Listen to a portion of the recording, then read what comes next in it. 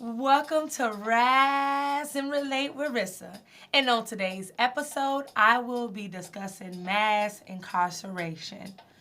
So, on my first episode, after my intro, where I talked about social work, right? And all the ways that we are embedded in so many different forms and so many different aspects. And part of that is our fight for social injustices and dismantling these different systems that create barriers and continual marginalization of Black people. So today I just want to talk about the fight of the mass incarceration crisis that we have. And I want to first start off with just the facts behind some research done by Rena Plata about just young people of color are the most incarcerated people at this time in 2024.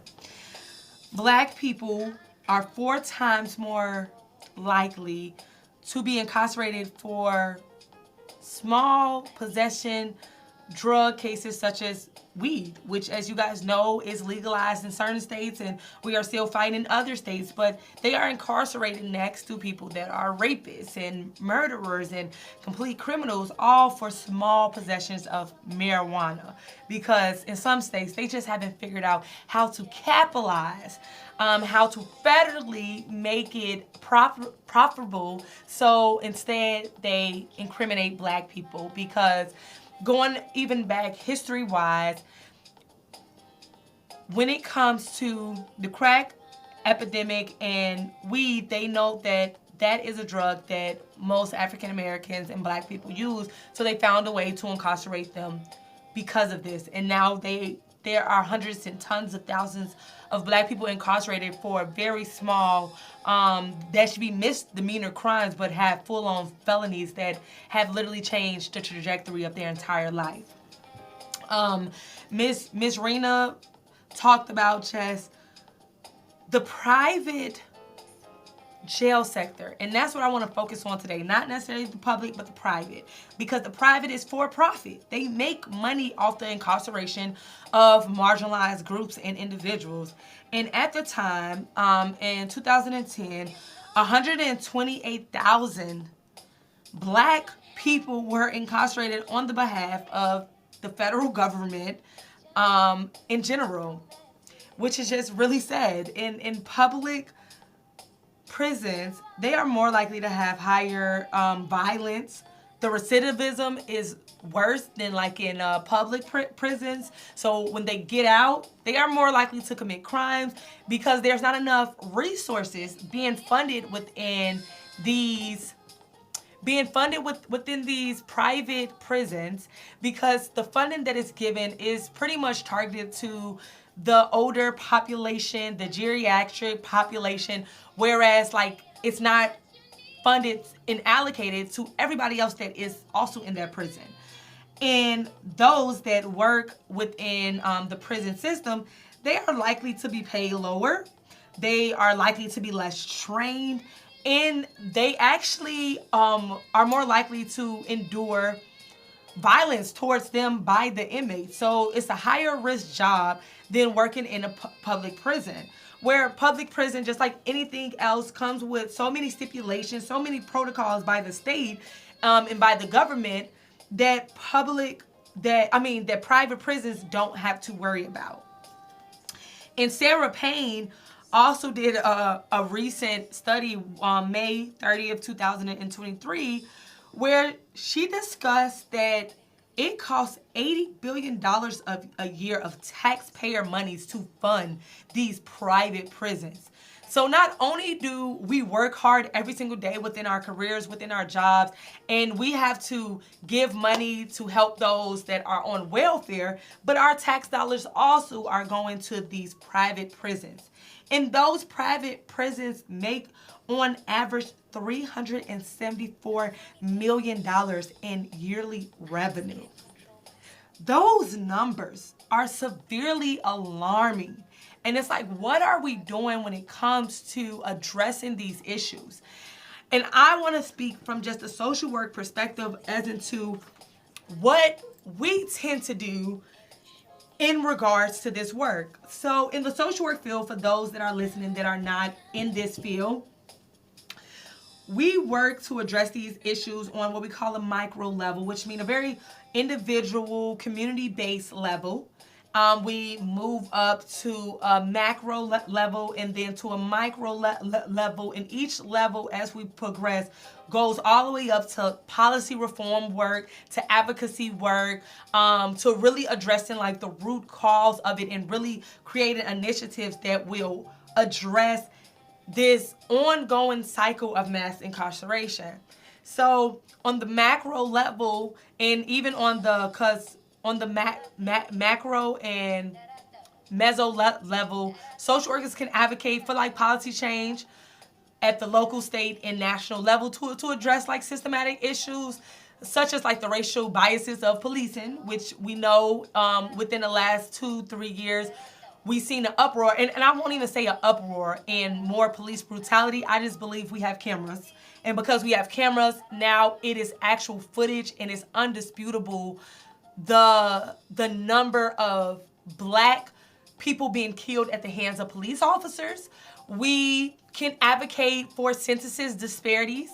So I actually have a cousin by the name of Breonna Payton. She's a social worker, and she, I would say, worked at a macro level because she works on policy reform. So criminal reform laws, and she's embedded in Illinois, and she does a lot of work within the bail, creating bail policies to help those get bail.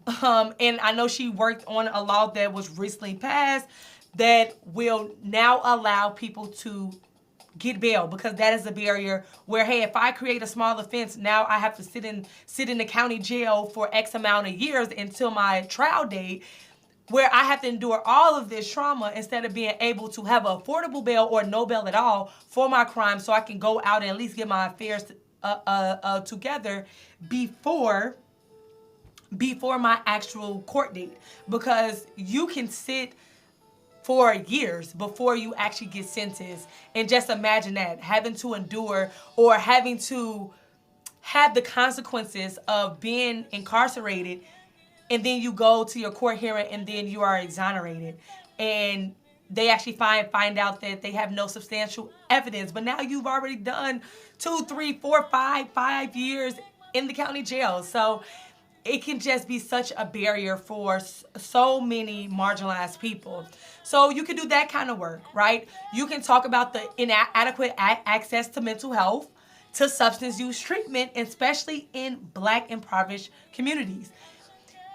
So instead of us focusing on the individual, like, hey, they're out here robbing people, they're over here beating up older people, let's talk about the actual barriers in those communities where if they don't have enough resources, whether that's a food insecurity, that's having access to adequate physical health, so healthcare, what else are people supposed to do when you exclude a whole population of people? You put them within a community where they have to fight each other in order to survive.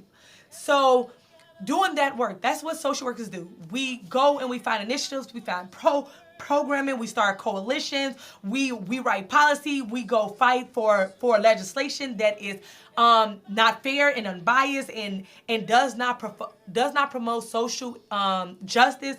That's what we do at the highest level. But even at the lowest level, more of a micro, like I said, we work within the communities that are affected the most by mass incarceration. We provide education. We raise awareness about their rights. So if somebody is to be arrested, here are your rights. You don't have to start talking and you don't have a lawyer. You have the right to get a public defender. You have the right to do X, Y, and Z, and we educate. So we go into these communities and we educate people about their rights. And this can include facilitating like workshops, organizing community forums. So as you guys see in your community, you might have like community watch groups or townhouse meetings. So social workers might be those people that are facilitating those meetings where we talk about, hey, as a community, what can we do together, starting from the inside out? So we call it like grassroots solutions. So how can we start from the bottom and work our way up to that higher level advocacy work so that everybody feels involved in finding the solution or even finding the initiative that can work for even short-term relief as we work on the bigger picture, which is working on that systematic, removing those systematic barriers. As social workers, we can provide direct support and services to individuals and families impacted by incarceration. So that can look like us raising money, going into prisons, making sure that their family member is taken care of while they're incarcerated, making sure that we're providing support to the families that have lost their father because of incarceration. So, or losing that main parent that was taking care of that child. These are initiatives that we do. We do case management. We can offer counseling, reentry support, and assist with access for housing. So this is something that I did back in 2019, where I worked in one of the largest prisons in Texas, which is Harris County. I worked in a Harris County reentry program, and I provided therapy to the families, to the inmates. I ran group every single day, just helping men, because I worked on a men unit, helping men be able to prepare themselves to be abiding citizen. Help them reintegrate with their family. Help them through trauma. Help them through barriers like employment, healthcare. That was the work that I did, and it was so liberating. And the only reason I left that work was not because of the inmates. I had a great relationship with my inmates.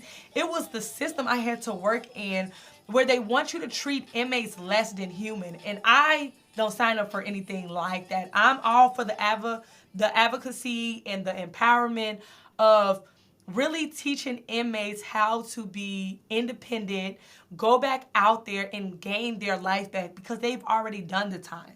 So to have them do the time once they're released, because now they have felonies, now they have to check in with their probation officers. I just wasn't, I couldn't sign up for treating people less than human, because I'm all for them learning from their lesson and reintegrating themselves into society and making a new life for themselves despite the challenges and the adversities they have faced. Another thing that us as social workers that we do, we can strive to enhance like the cultural competence and the deeper understanding of the intersectional dynamics of race, class, and incarceration. Because again, like I talked about on my last podcast, when we talk about classism and elitism and racism just in general, those people that live a certain lifestyle don't understand the deeper reason why someone commits the crime that they do, why they actually didn't have any choice, which goes back to rational choice theory that we utilize in social work and debunking rational choice theory that says like, hey, when people make choices, they make these choices based on the interest, their own self-interest and their own gain that they get. Because it's not true. I actually did a whole workshop on just dismantling and deconstructing rational choice theory, because it's not true. A lot of people that are marginalized do not have another choice outside of the choice that they have in front of them. It becomes life or death for them. And I'm sure no one raises their hand and say, I want to sign up to live in a prison in this 5x7 room where I have a set time I have to eat every single day, whether I'm hungry or not. I have to live in these conditions that are below human conditions. I doubt somebody said, hey, that is the best option for me. Absolutely not.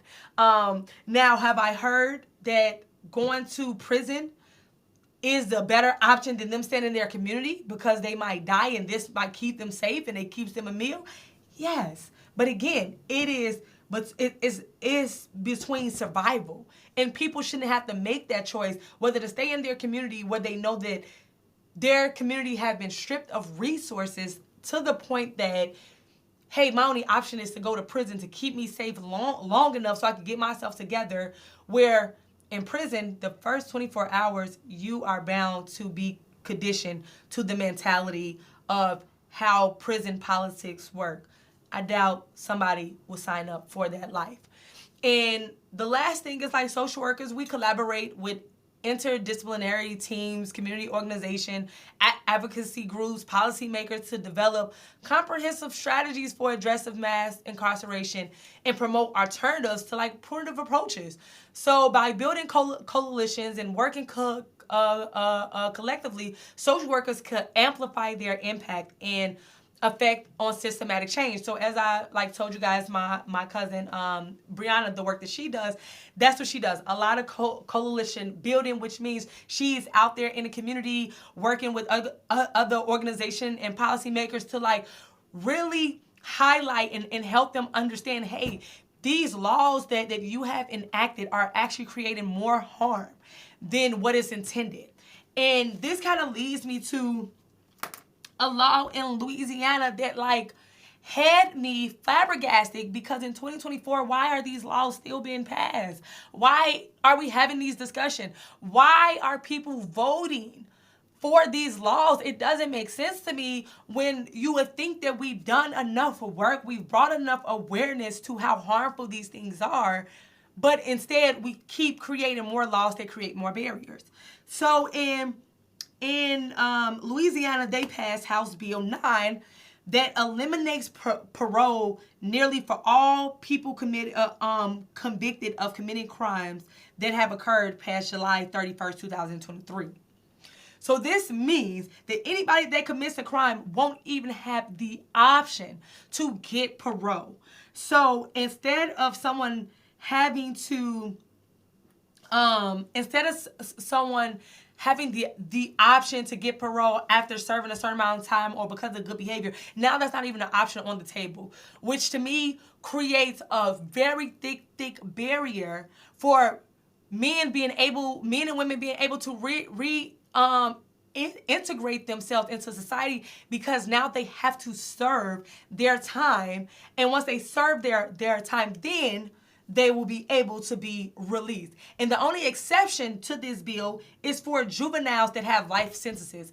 And the fact that we are still giving juvenile life sentences is crazy. It's crazy. Like, my mind can't wrap itself around that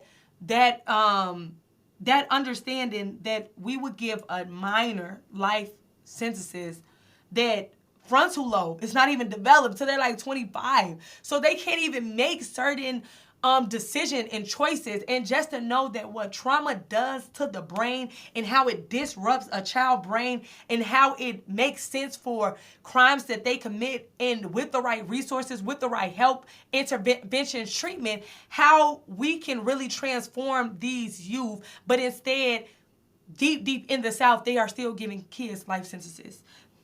It's beyond me, right? And then in Mississippi, they have found that 215 people had been buried behind a prison. Now, before we kind of like jump ship of like I said, the prison and, inmates dying and their families not knowing, it wasn't the inmates in the prison that actually was buried behind the prison. It was actually those that were homeless, or like bodies were unclaimed, or possible inmates that had died, but no one claimed their body, which is actually crazy, because there were families that reported they never even received the call, but they were buried behind the prison. And it's not so much that, hey, they were unclaimed, because that's pretty normal. They just buried the body. It was the fact that they buried them behind a prison. That was the most appropriate place to bury someone, behind a prison. And they had family members out there that didn't even know that they had died. And the fact that the prison allowed for that to even happen is just absurd to me. And the audacity that this is where that Hinds County felt appropriate to dispose of someone's body because they were unclaimed.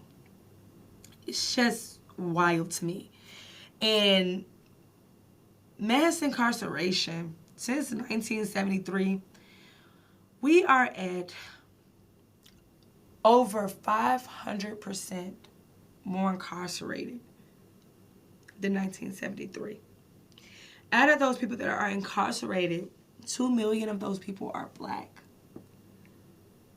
So these private jails are really like, we understand cheap labor in the prison system, but this is not cheap labor. This is complete exploitation. And when we talk about, and this has a lot to do when we talk about like trade from China and the debt that we're in with China, and them like the goods and trade services that they send over. Instead, we are making these prisoners create these products and do this cheap labor and do mass production with their hands without paying them little to nothing to do it. And it's just so sad. And it's like, what are we doing on the systematic level? What are these states doing on the systematic levels? And there are laws that are being passed, like New Mexico did pass like a Senate bill that took their the age of when older people can be released because of health issues, because of age, from 65 to 55. Okay, great, right? Hey, that makes a difference. Okay, we're pushing something. But it's still the underlying tone of, why do someone have to be on their deathbed in order to be released? If you feel fit that they can be released when they're on their deathbed, you don't feel that they can be released before then?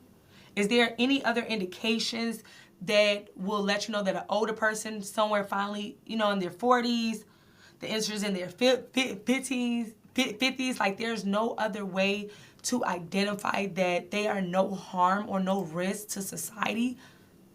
Like, there's no other way outside of age and illness. So even though there are new bills being passed, it still makes me question just their understanding of people. Like, as we grow older, I'm sure every man that's incarcerated do believe, like, hey, I made a mistake, and I do believe that I can go back into society and do well outside of, hey, I'm on my dying deathbed, or hey, I'm just of old age. Now, North Carolina did the same thing. They passed a bill, House Bill 259, that said, hey, if you are at no risk or you're dying in the next 9 months, then we will release you. Or, you know what, better yet, no. Let me make sure I get the facts right. Not we won't release you. You are then eligible to file a waiver to be released. So it's not even an automatic thing that, hey, if you have a chronic illness, or you're chronically in the infirmary all the time, that you will be released, that you still have to essentially apply and hope to get approved, that then you might be released. And the only criteria, is you have to be no risk. So not even low risk, no risk. So you're telling me in society that there's not people out there that are of low risk? That are free, that you can't let somebody be free, that they have to be no risk? Which, I mean, if you're on your dying bed, I hope you won't be at risk of doing anything. Like, what can they do? They are chronically ill. So that's just another, like, just understanding when people are passing these laws, like make it make sense to me. In Ohio, they did legalize marijuana. So another Midwest state that legalized marijuana, that then aided into the release of those that had small possessional charges. But as always, there's always a caveat to how they work, who to release and who not to release. Because in Colorado, they passed the bill 23 that said on July 1st, 2023, they will take a second look at those that have 24 years or more. But it's only to those that are recently incarcerated after July 1st of 2023.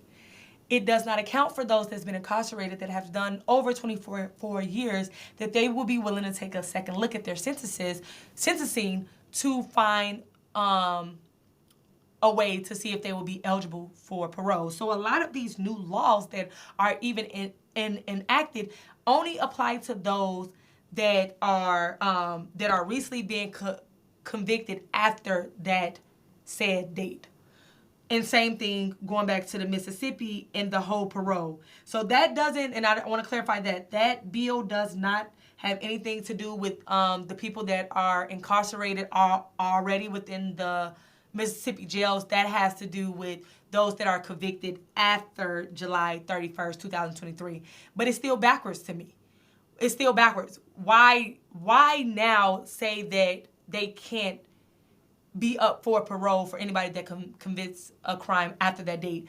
It sounds like we're working backwards instead of forward. It doesn't make sense to me.